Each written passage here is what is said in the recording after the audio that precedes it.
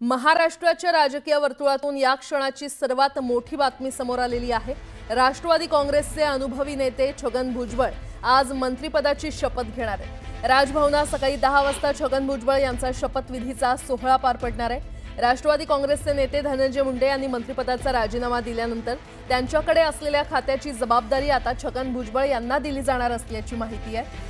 छगन भुजबळ हे गेल्या अनेक महिन्यांपासून मंत्रिपद न मिळाल्याने नाराज होते आणि याबाबतची खंत त्यांनी वारंवार बोलून दाखवली होती। अनेकदा भुजबळांनी जाहीर कार्यक्रमांमध्ये याच मुद्द्यावरून नाराजी देखील उघडपणे बोलून दाखवली होती। मात्र आता अखेर छगन भुजबळांची पुन्हा एकदा मंत्रिपदी वर्णी लागल्याने भुजबळांची नाराजी दूर झाली आहे। तसंच भुजबळांनी मंत्रिपदी वर्णी लागल्याने भुजबळ समर्थकांमध्ये आनंदाचं वातावरण आहे।